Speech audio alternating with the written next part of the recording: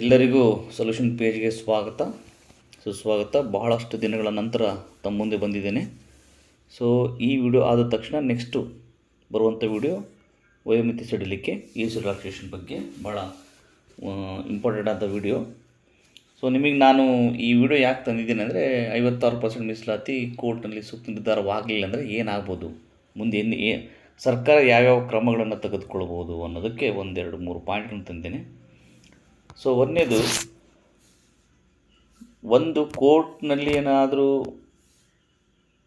56% ಮೀಸಲಾತಿಗೆ ಏನಾದರೂ ನೋ ಅಂದರೆ ಮುಂದೆ ಸರ್ಕಾರ ಯಾವೆಲ್ಲ ಪರಿಹಾರಕ್ಕೆ ಯೋಚನೆ ಮಾಡ್ಬೋದು ಅಂಥೇಳಿ ಒಂದು ವಿಡಿಯೋ.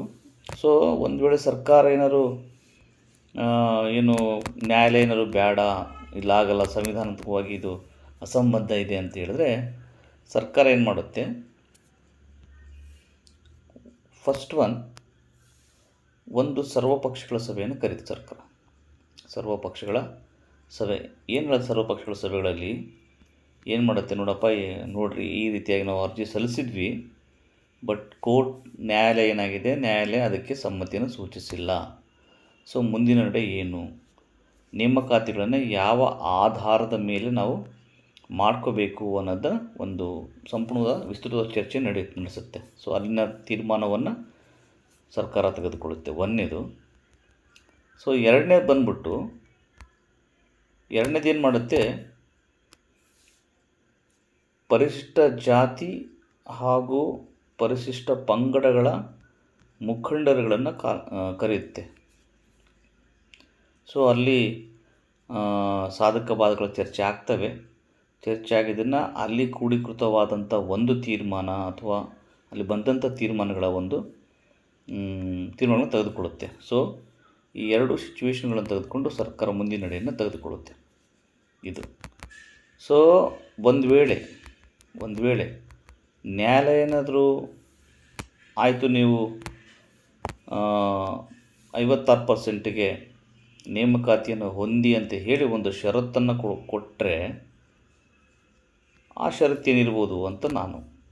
ಸೊ ಆ ಷರತ್ತೇನಿರುತ್ತಂದರೆ 50% ಏನು ಐತಲ್ಲ ನೇಮಕಾತಿ, ಆ ನೇಮಕಾತಿ ಆಗಿರುವಂಥ ಏನು ಅಭ್ಯರ್ಥಿಗಳಿದಾರ ಅವರಿಗೆ ನೀವೇನು ಮಾಡಿರಿ, ನೇಮಕಾತಿ ಆದೇಶಗಳನ್ನು ಕೊಡಿ.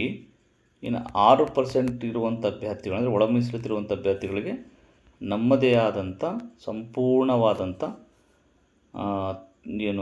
ತೀರ್ಮಾನ ಬರೋವರೆಗೆ ಅದನ್ನು ಆದೇಶವನ್ನು ತಡೆ ಹಿಡಿಯಿರಿ ಅಂತ ಹೇಳ್ಬೋದು, ಒಂದನೇದು.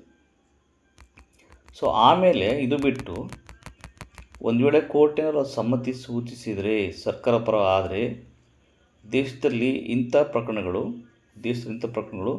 3-4 ರಾಜ್ಯಗಳು ನಡೀತಾ ಇದೆ. ಸೊ ಆ ಪ್ರಕರಣಕ್ಕೂ ಸಹ ನಮ್ಮ ಈ ತೀರ್ಪು, ಅಲ್ಲಿನೂ ನಮ್ಮ ತೀರ್ಪನ್ನು ತೆಗೆದುಕೊಂಡು ಅವರಲ್ಲಿ ಏನು ಮಾಡ್ತಾರೆ, ತಮ್ಮದೇ ಆದಂಥ ವಾದವನ್ನು ಮಾಡ್ತಾರೆ. ಸೊ ಇದಿಷ್ಟೆಲ್ಲ ಆಗೋಕ್ಕೆ ಭಾಳಷ್ಟು ಸಮಯಗಳಿಂದ ಮುಂದಿನ ದಿನಮಾನಗಳನ್ನು ನಾವು ಕಾಯ್ದು ನೋಡಬೇಕಾಗತ್ತೆ. ಇದಿಷ್ಟು ಒಂದು ವೇಳೆ ನ್ಯಾಯಾಲಯದಲ್ಲಿ ನಮ್ಮ ಸರ್ಕಾರಕ್ಕೆ